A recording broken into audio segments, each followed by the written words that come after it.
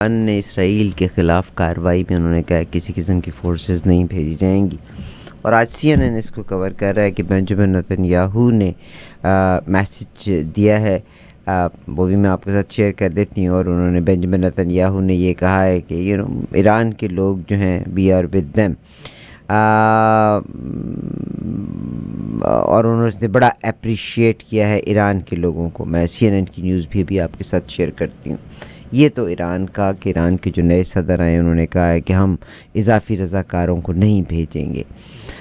لے کر کے چلنا چاہتی ہوں آپ کو اپنے معزز مہمان کی طرف. اور ایوری منڈے کو ہم جو ہفتہ سٹارٹ کرتے ہیں ہماری ملاقات ہوا کرتی ہے جناب کرامت اللہ غوری صاحب سے. Before I get into that دیٹ، میں کرامت اللہ غوری صاحب آج پاکستان میں آرٹیکل 63A کا مسئلہ پڑا ہوا ہے، مگر میرے ایک بھائی ہیں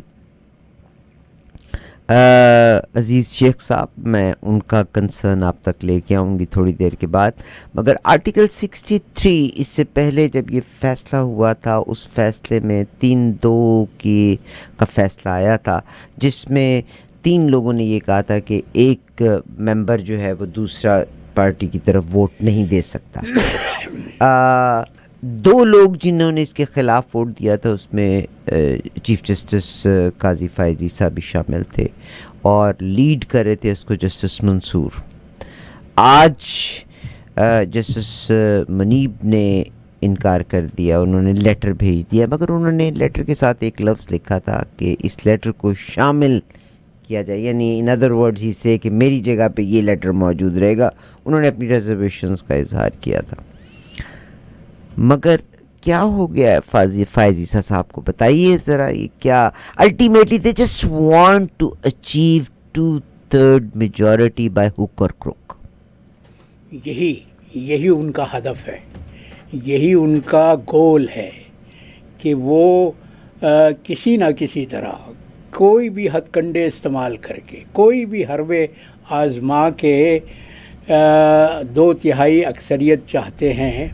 اور اس کے لیے وہ تنہا نہیں ہے، ان کے ساتھ وہ اسٹیبلشمنٹ بھی ہے، وہ جو ہماری وہ جس کے پاس اصل اقتدار ہے، وہ جو ڈوریاں کھینچتی رہتی ہے، وہ جو کٹ پتلیاں بساط سیاست پر نچاتی رہتی ہے، وہ اور پھر الیکشن کمیشن.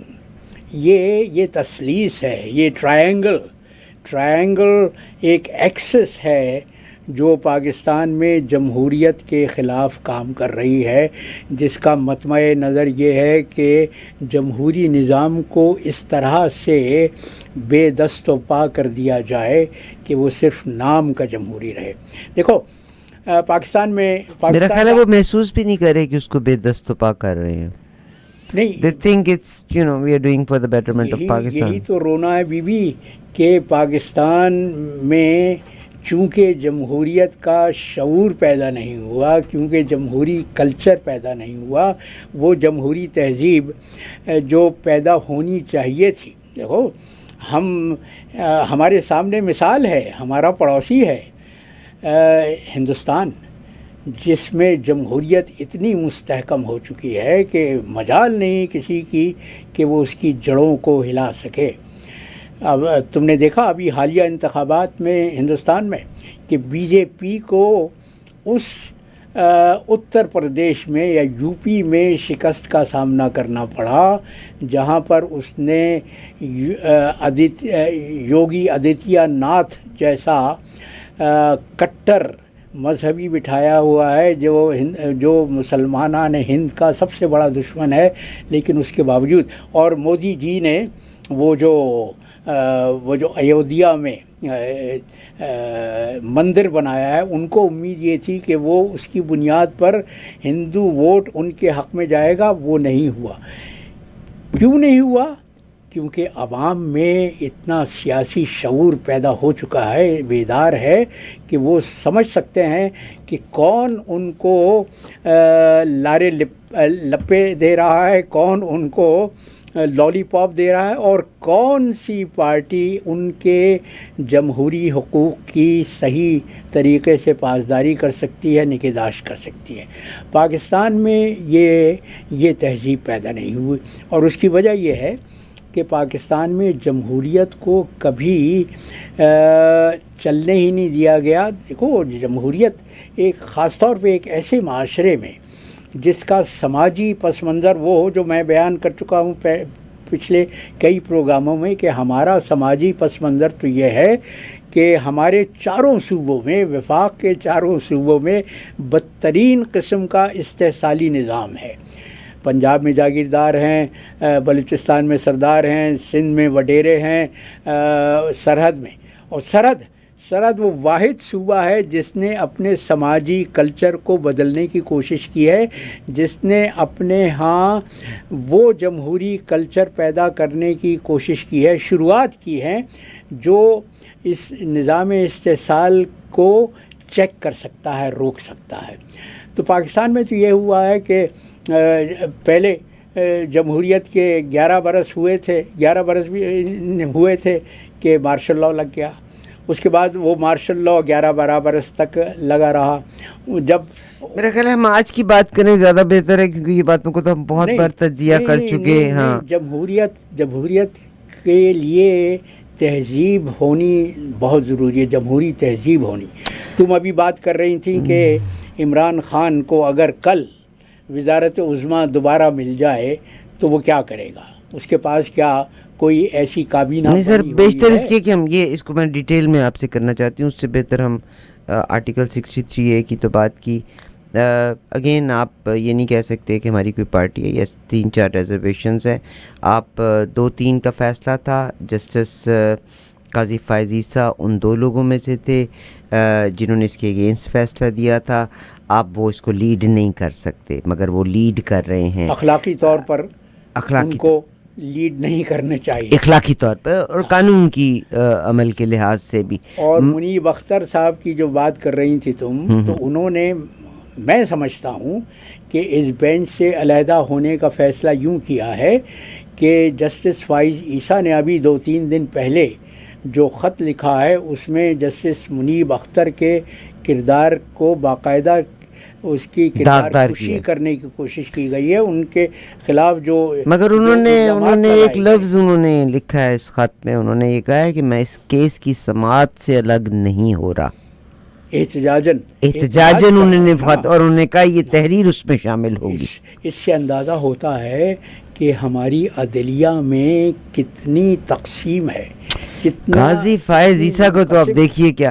اچھا, ایک سوال میں اور آپ سے جو کرنا چاہتی ہوں کہ آج سپریم کورٹ کو, آپ کو الیکشن ECP, آج ان کو بھی اختیارات مل گئے سارے کے سارے.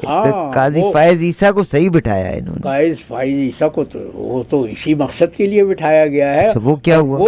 وہ میں حیرت کرتا ہوں کہ ایک شخص میں کیا اتنی بے غیرتی ہو سکتی ہے. مجھے لگتا ہے وہ چڑھ گیا اور وہ ہر غلط کام کرے گا. نہیں, وہ انٹینشنلی وہ غلط کر رہے. وہ اگر چڑھ گیا ہے تو اس نے اپنے چڑھنے کے اسباب پیدا کیے ہیں. دیکھو, میں کسی پروگرام میں کل پرسوں رات کے 1 بجے وہ لائیو پروگرام ہوا 1 گھنٹے کا.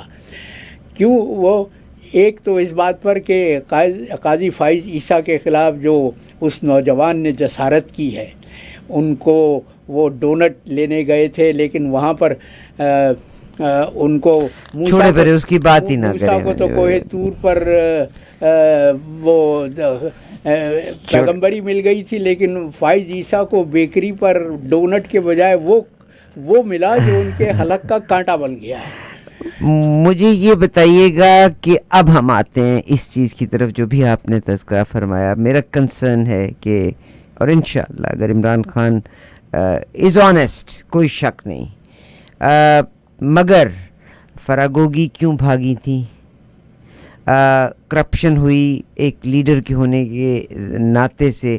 آج کسی نے بڑی خوبصورت بات کی کہ محترمہ بے نظیر بھٹو صاحبہ کے جو پہلے 3 سال تھے اس میں ان کا ہوم ورک اتنا کمپلیٹ نہیں تھا, واز ناٹ دیٹ سکسیزفل, مگر اگلی بار جب وہ آئیں تھی تو پریپریشن کے ساتھ آئیں تھی, اور Imran Khan will come back with the better preparation. But اور یہ میں عزیز شیخ صاحب آپ کا کنسرن لے کے جا رہی ہوں.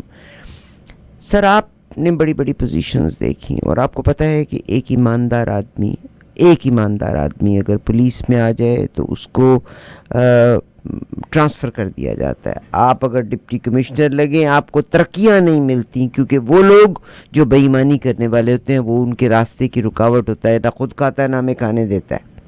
ٹھیک ہے، یہی کلچر بنا ہوا. عمران خان اگر آج آ جاتے ہیں، پہلے بھی جب عمران خان تھے تو ان کے ساتھ فردوس عاشق امان بھی آ گئی، فواد صاحب بھی آ گئے، یہ آپ کے شہباز گل مانا ہے ابھی بھی وہ بیٹھے ہوئے ہیں، مگر سر قانون تو ملک کا قانون ہے، ود دا 2 سٹیزن شپس کے ساتھ تو آپ نہیں چل سکتے نا. اگر وہ نون لیگ پہ لاگو ہوتی ہیں تو وہ پی ٹی آئی پہ بھی لاگو ہر ایک ہوتی پر ہیں. لاگو ہونی چاہیے. ٹھیک ہے، شہباز جی آپ کیسے شیشے کے گھر کے اوپر، شہباز گل کیسے شیشے کے گھر کے اوپر پتھر پھینک سکتا ہے؟ وہ بھی جب حکومت میں تھا تو وہ رہا پاکستان میں، اس کے بعد نواز شریف میں، اور اس میں کوئی فرق نہیں. He is living a good life in America. But مجھے آپ یہ بتائیے گا عمران خان صاحب کے پاس کیبنٹ میں کون لوگ ہیں؟ تو وہی پھر سرور جیسوں کو لے آئیں گے جو کہ پی آئی کا بالکل بٹا بٹھا دیں گے. عارفہ بی بی یہی تو رونا ہے، وہی جو میں ایک جمہوری کلچر کی بات کر رہا تھا. دیکھو دنیا میں مثالی جمہوریت کس کو کہا جاتا ہے؟ وہ جسے مادر جمہوریت کہا جاتا ہے وہ برطانیہ میں ہے.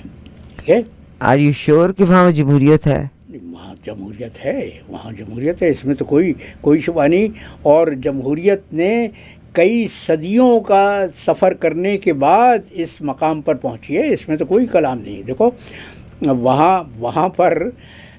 وہاں پہ کیا ہوتا ہے کہ وہاں پر جو حزب اختلاف ہوتی ہے، جب وہ اپوزیشن میں ہوتی ہے تو وہ باقاعدہ اپنی ایک شیڈو کیبنٹ بناتی ہے. That's what I said کہ بھئی کیبنٹ عمران خان کیا کر رہے ہیں؟ نہیں، عمران خان کو اب خدا کرے، دیکھو میں بالکل تم سے اتفاق کرتا ہوں کہ عمران نے اپنے دور وزارت میں بہت بڑی غلطیاں کی، اور سب سے بڑی غلطی آج بھی سر ہم صرف پروٹیسٹ کی بات کرتے ہیں. آپ مجھے بتائیے جو سنسیئر لوگوں میں سے کوئی ایک بندہ بھی ہے جو سن لو، شیڈو ہو.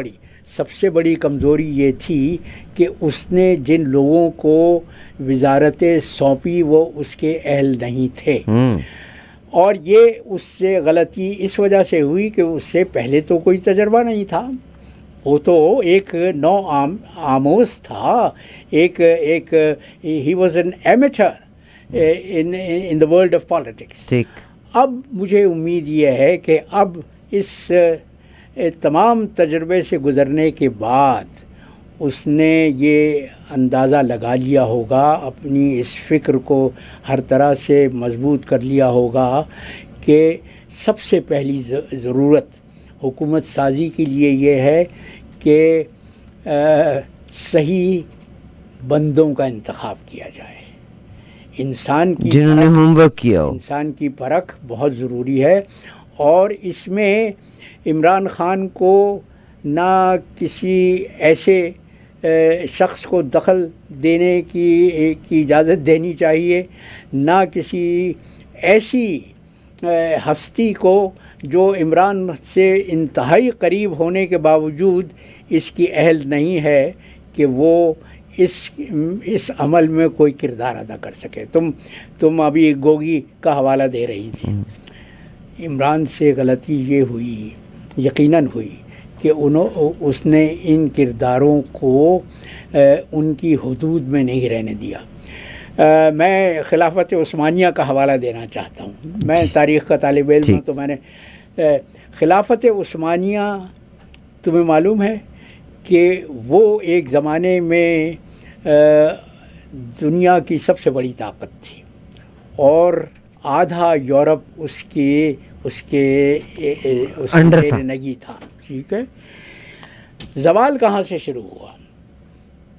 مورخوں نے یہ لکھا کہ زوال وہاں سے شروع ہوا جب عثمانی خلفاء نے نیلی آنکھوں اور سنہرے بالوں والی عورتوں کے مشورے پر عمل کرنا شروع کیا. صحیح. سلیمان اعظم جو سلیمان دا گریٹ، جو عثمانی خلفاء میں سب سے زیادہ اہمیت کا حاصل ہے، سب سے زیادہ نمایاں ہے، جس کے نام سے یورپ کے سلاطین تھراتے تھے، اس نے کیا کیا؟ اس کی جو پسندیدہ ملکہ تھی روکسلینا، وہ یوکرین کی تھی، نیلی آنکھوں والی اور سنہرے بالوں والی. اس نے یہ چاہا کہ اس کے بیٹے، اس کے وطن سے جو بیٹا پیدا ہوا تھا اس کو سلیم، جس کے متعلق تاریخ یہ فیصلہ دیتی ہے، سلیم اس کو صرف سلیم نام سے نہیں پکارتی، سلیم کی ڈرنکرڈ. اس نے ایک جزیرہ خرید لیا تھا جہاں پر ڈرنک کی مطلب. اور سلیمان نے کیا کیا؟ اس نے اپنے 3 شہزادوں کو، 3 بیٹوں کو، جو ہر طرح سے اس بات کے اہل تھے، جن میں اتنی صلاحیت تھی کہ وہ سلیمان کے بعد تخت پر بیٹھ سکیں، ان کو مروا دیا، صرف اپنی ملکہ، اپنی پسندیدہ ملکہ کی خواہش پوری کرنے کے لیے. تو بی بی سیاست میں اس نے تو شراب میں دھت رہتا تھا، اور اس نے آئی لینڈ ہی وہ خریدا تھا جہاں صرف وہ شراب. ہاں وہ سلیم کی داستانیں تو تاریخ میں رقم ہیں. لیکن میں یہ کہہ رہا ہوں کہ عورت بے وجہ شامل کی، عورت یا غلط مشیر وہ تباہی اور بربادی کا باعث بنتے ہیں. تو مجھے پوری توقع ہے، میری یہ بڑی خواہش ہے کہ عمران خان نے جن نشیب و فراز سے وہ گزرا ہے، ان سے گزرنے کے بعد اتنا سیاسی بصیرت ضرور اس میں پیدا ہو گئی ہوگی کہ وہ اچھے اور لوگوں کا انتخاب کرے گا، تمیز کر سکے. مگر آپ کو پاکستان کے سسٹم کا پتہ ہوگا، وہاں اگر ایک ایماندار آدمی ہو اس کو چلنے نہیں دیتے. آپ کا کیا خیال ہے کہ اس ملک کا ہر آدمی کا فائبر پرابلمٹک ہے؟ یہ کرپشن تو بی ہمارے معاشرے کا ناسور بن چکا ہے. ابھی شہباز شریف نے جو جنرل اسمبلی میں تقریر کی، پرسوں کی تھی نا، 2-3 دن پہلے، جمعے کے دن، اس کے جواب میں وہ جو سیکٹری ہیں، بھارتی فرسٹ سیکٹری نے کیا کہا کہ پاکستانی اپنے کرتوتوں کی فصل کاٹ رہے ہیں. یہ اتنا بڑا تماشا ہے پاکستانی قوم کے منہ پر کہ اس کو شرم سے ڈوب مرنا چاہیے. بہت بڑی بات اس نے کی. اس نے یہ کہا ایسا ملک جہاں فوج نظام چلا رہی ہے، ٹھیک ہے، اور جس کی تاریخ انتخاب دھاندلی سے بھری ہوئی. کوئی بات غلط نہیں کی بی. دیکھو ٹھیک ہے، ہم نے غلط منہ سے یہ بات سنی، لیکن جو بات کہی گئی وہ 100% سچ ہے. کرامت بھائی، اب بات تو بالکل درست ہے، مگر میں نے بتایا نا کہ وہ ذرا طاقتور ہے. وہ غریب کا دیوار کیا گری جو میرے کچے مکان کی لوگوں نے میرے گھر سے رستہ بنا لیے. مگر دیکھیے، انڈیا میں بھی جو جمہوریت ہے، آپ کو بھی پتا ہے، مجھے بھی پتا ہے، بہرحال آپ کہہ سکتے ہیں یہ بڑی کڑی جمہوریت ہے، آپ کہیے گا، مگر بہت مضبوط کرپشن کے باوجود. میں یہ نہیں کہتا کہ ہندوستان میں جمہوریت نہیں ہے، کرپشن نہیں ہے، بے تحاشا کرپشن ہے، لیکن وہ کرپشن نظام کو متاثر نہیں کر سکتا، وہ نظام کو زلزل نہیں کر سکتا، وہ نظام کو غیر مستحکم نہیں کر سکتا. پاکستان میں کیا ہوا ہے؟ پاکستان میں اصل میں پورا معاشرہ کرپٹ ہو چکا ہے. عمران خان انتہائی دیانتدار ہے. ایک آدمی دیانتدار ہے، اتنا ہی دیانتدار، مگر وہ کیسے چلے گا؟ سنو، وہ اتنا ہی دیانتدار ہے جتنا بابائے قوم محمد علی جناح تھے. وہ بھی انتہائی دیانتدار تھے، وہ بھی انتہائی کھرے تھے.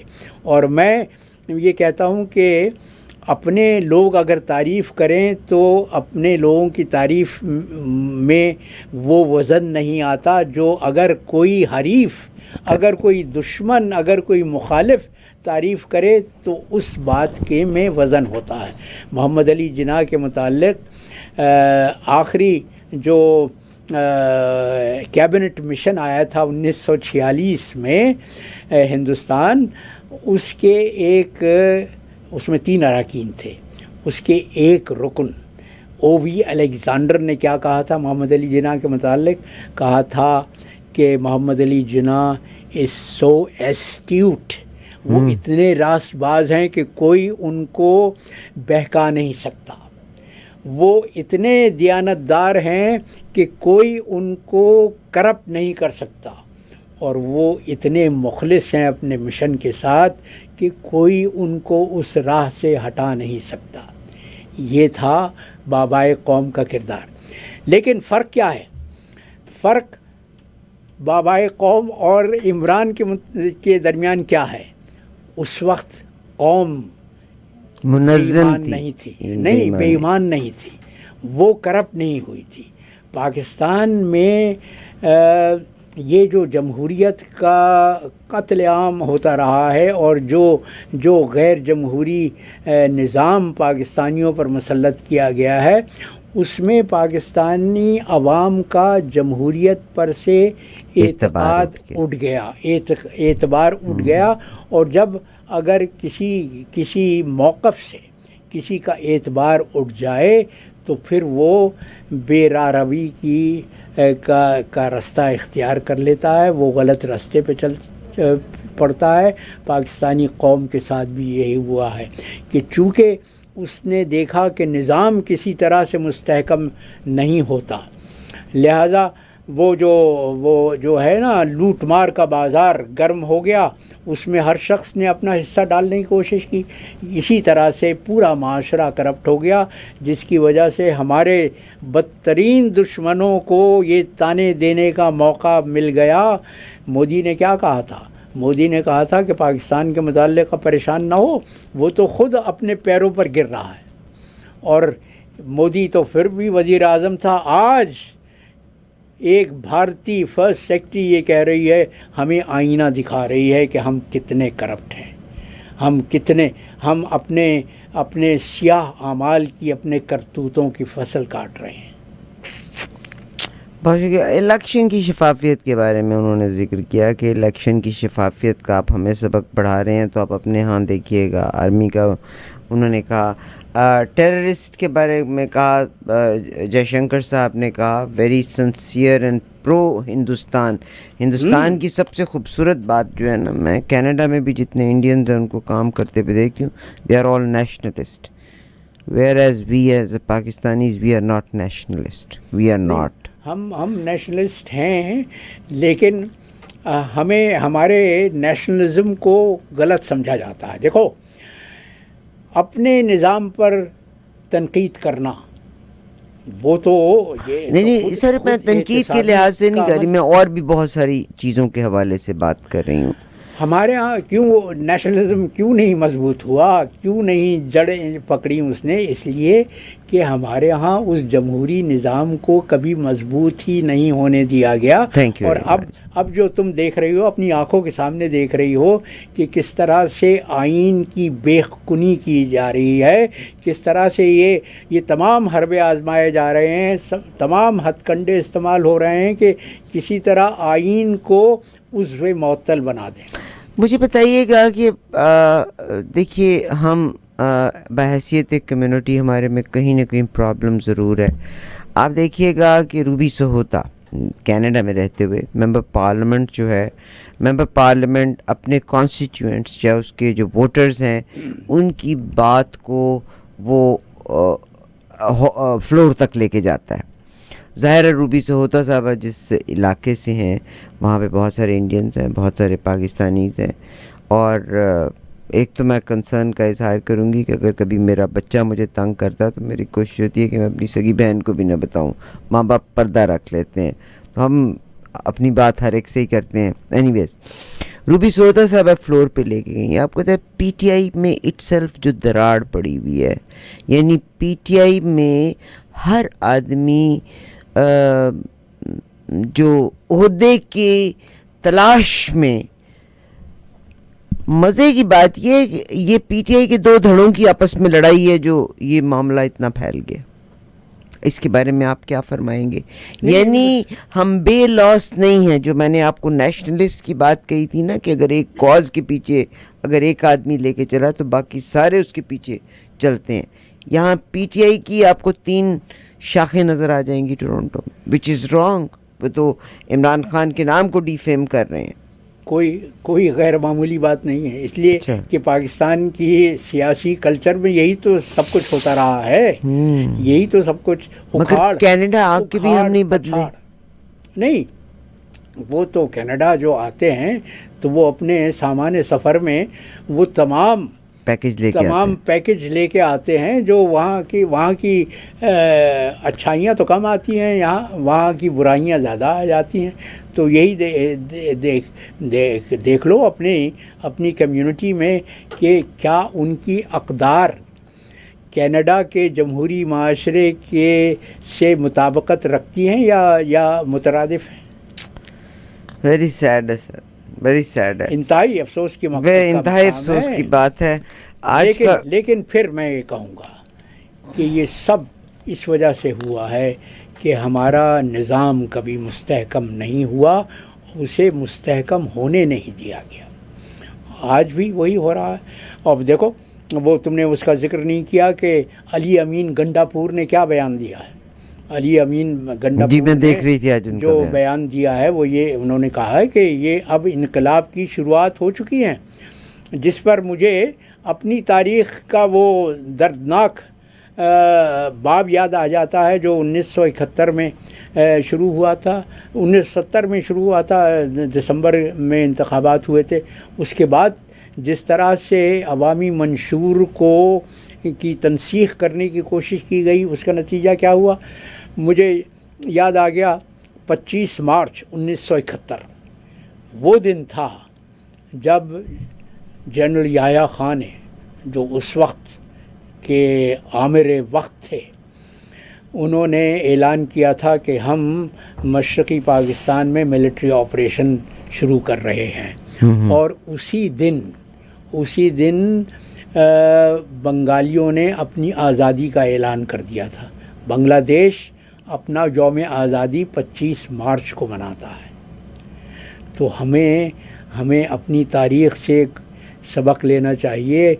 ہم اس طرح کے حالات ملک میں پیدا کر رہے ہیں، بلوچستان میں بھی اور خیبر پختونخوا میں بھی، کہ خدا نہ خواستہ وہی تاریخ نہ دہرائی جائے جو مشرقی پاکستان میں رونما ہو چکی ہے. بہت شکریہ. مگر یہاں پہ میں ایک بات، اگر میں غلط ہوں تو میری تصحیح کر دیجئے گا، کیونکہ بنگلہ دیش بن جاتا ہے، اس کے بعد پھر جو حکومت آتی ہے وہ بھی ان کی بیٹی حکومت کرتی ہیں. ابھی ریسنٹلی جب آپ کو پتہ ہی ہے کہ جو بنگلہ دیش کے نئے عبوری حکومت جو آئی ہے، انہوں نے پاکستان سے اسلحے کی ڈیل بھی کی ہے. انہوں نے 14 اگست میں قائد اعظم محمد علی جناح کے دنوں کو بھی وہ سیلیبریٹ کرتے ہیں. سو آپ کو پتہ ہی ہے کہ حسینہ واجد تھیں یا جو بھی شیخ مجیب کے بعد ان کے لوگ تھے، وہ ایک دشمنیاں اتنی جڑ کر گئی تھیں کہ انہوں نے پاکستان سے متعلقہ ہر چیز کو روٹ آؤٹ کر دیا تھا اور اپنے آپ کو انڈیپینڈنٹ کر دیا تھا. مگر ابھی جب یہ چینج آیا ہے، آپ کو ہندوستان کا متی کر دیا تھا. ٹھیک ہے، متی کر دیا تھا. آپ کو پتہ ہی ہوگا کہ آج کی، بلکہ یہ بڑی امپورٹنٹ خبر ہے، جو بنگلہ دیش اور اس کے ارد گرد کی 2-3 اور ریاستیں ہیں، وہاں پہ پرابلمز کریٹ ہوئے. She was a great shield. جو حسینہ واجد تھیں was working as a shield for Narendra Modi صاحب اور فار انڈیا. ان کی ڈھال بنی ہوئی تھی. مگر میں نے آپ کو یہ سوال اس حوالے سے کر رہی ہوں کہ بھی آپ نے کہا نا کہ بنگلہ دیش اپنا یوم آزادی 25 دسمبر کو مناتا ہے، 25 مارچ کو مناتا ہے. میں مانتی ہوں کہ آپ نے، یا 17 کو تو fall of Dhaka, 16 December was fall of Dhaka. مگر یہ وہ نفرتیں تھیں جو اس خاندان کی پاکستان کے ساتھ تھیں. نو سونر رژیم ان کی جب گورنمنٹ ٹاپل ہوئی ہے، اب نئی حکومت نے پاکستان کے ساتھ اسلحے کی ڈیل بھی کر لی ہے. انہوں نے پاکستان کی چیزوں کو سیلیبریٹ بھی کر رہے ہیں. ابھی ہوئی نہیں ہے، وہ کرنا چاہتے ہیں سر، کرنا چاہتے ہیں. پاکستان نے چین کی معاونت سے جو F-17 تھنڈر جیٹ بنایا ہے وہ خریدنا چاہتے ہیں. وہ بھی کچھ اور چیزیں، اور یہ اچھی علامت ہے. دیکھو علامتیں تو بہت لوگوں سی ہیں۔ کی دلوں میں نفرتیں بوئی تھیں سیاستدانوں نے، حسینہ واجد نے، شیخ مجیب کو اقتدار چاہیے تھا۔ اب جو یہ سر عبوری حکومت ہے، بلکہ میں آپ ہی سے کہلوانا چاہتی ہوں، میں تو صرف فیکٹس کو انویل کرنا چاہتی ہوں، ہم صرف programme for the sake of programme نہیں کر رہے، ہم فیکٹس انویل کر رہے ہیں۔ بنگلہ دیش میں جو لوگ عبوری حکمراں ہیں ان کے رویے سے اندازہ ہوتا ہے کہ محبت ہے پاکستان، ان کے دلوں میں پاکستان کے لیے کتنی محبت ہے اور جمہوریت کی کتنی پاسداری ہے۔ دیکھو فرق دیکھو، ہمارے شہباز شریف صاحب گئے نیو یارک پورا جہاز بھر کے اپنی آدھی کابینہ کے وزراء کو لے کے، اور ٹھہرے کہاں پر؟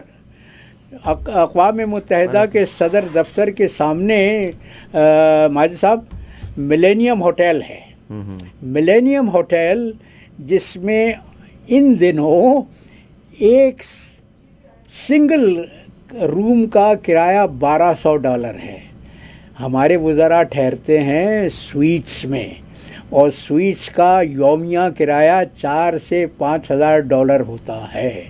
یہ اس ملک کا حال ہے جو کنگال ہو چکا ہے، جو $7 ارب کا قرضہ مل جانے پر یوں جشن منا رہا ہے جیسے اسے سونے کا پہاڑ مل گیا ہو۔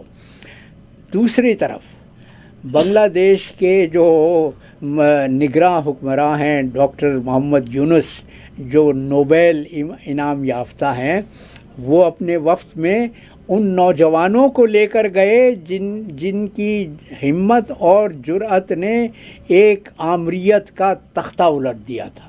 وہ اپنے ساتھ ان نوجوانوں کو لے کر گئے، اور شہباز شریف کے ساتھ جو ملاقات ان کی ہوئی ہے اس میں انہوں نے ان نوجوانوں کو شامل کیا۔ یہ ہے اپنے وطن سے، اپنے ملک سے محبت کا رویہ، اور دوسری طرف ہمارے استحصال کرنے والے سیاستداں جو ملک کو لوٹ کر کھا گئے، کنگال کر دیا، ان کا رویہ۔ بنگلہ دیش میں جو اس وقت لیڈ کر رہے ہیں محمد یونس صاحب، انہوں نے جو پروجیکٹ شروع کیا تھا، اور آپ دیکھیں واز ویری سمپل، اس میں لیڈر کا اور اس میں عوام کا سنسیئر ہونا ملک کے لیے بہت ضروری ہے، مگر انہوں نے غریبوں کو قرضہ دینے کے لیے ایک مہم شروع امپاورمنٹ گرامین کے نام سے، یا اور اسی پر ان کے اسی کارنامے پر ان کو نوبیل انعام دیا گیا۔ بل کلنٹن نے ان کو بہت آنر دیا۔ یہاں پہ میں ایک اور آپ کو، حسینہ واجد صاحب، آپ کو پتہ ہی ہے کہ اب انہوں نے الیکشن کروانا ہے۔ حسینہ واجد کے بیٹے نے کہا تھا میری ماں آپ کبھی الیکشن میں واپس نہیں آئے گی، مگر اب انہوں نے بیان دیا ہے کہ حسینہ واجد کے بغیر الیکشن کروا ہی نہیں سکتے۔ وہ اس کے بیان کی کوئی اہمیت نہیں ہے۔ بہت شکریہ جناب کرامت اللہ غوری صاحب کا، اور یقیناً آپ لوگوں کا فیڈ بیک میں بھی دیکھا کرتی ہوتی ہوں، آپ لوگ اکثر کہتے ہیں ناٹ نیسیسریلی، اور آپ بھی اپنی زندگی کا وتیرہ یہی رکھیے گا، ہم سارا کا سارا ایک سائڈ پہ جھکاؤ ہو جانا، صرف خدا کی ذات بے عیب ہے، واحد، جن سے غلطیاں ہوئیں، اسی کو ٹروتھ اینڈ ریکنسیلیشن بھی کہا جاتا ہے۔ غلطیاں ہوئی ہیں، ہم ہی لوگوں سے غلطیاں ہوئی ہیں مختلف ادوار میں۔ یہ گفتگو کا ایک پروگرام ہے۔ سر آپ کا بہت شکریہ for being here, thank you. آج کا قطع ہو جائے تو؟ ہاں، آج کا قطع ہے وہ جو نظام استحصال ہے اس پر ابھی یہ 4 مصرعے ہوئے ہیں کہ ایک نظام ہے طاغوت، ایک نظام اصل جس کی استحصال، ایک نظام ہے طاغوت، اصل جس کی استحصال، یہ نہیں بدلتا ہے جتنے بدلے ماہ و سال۔ شیطان کا نظام نہیں بدلے گا۔ ہاں، یہ نہیں بدلتا ہے جتنے بدلے ماہ و سال، بے سہارا لوگوں کا کیا یہی مقدر ہے؟ بے سہارا لوگوں کا کیا یہی مقدر ہے؟ ظلم سہتے جائیں وہ نہ کریں کوئی سوال، ظلم سہتے جائیں وہ نہ کریں کوئی سوال۔ پاکستان میں جو سوال کرتا ہے اس کو اٹھا لیا جاتا ہے۔ سر بہت شکریہ جناب کرامت اللہ غوری صاحب سے آپ نے ملاقات کی. بہت آپ کے فیڈ بیک کے لیے ڈیفینیٹلی ہم منتظر رہیں گے.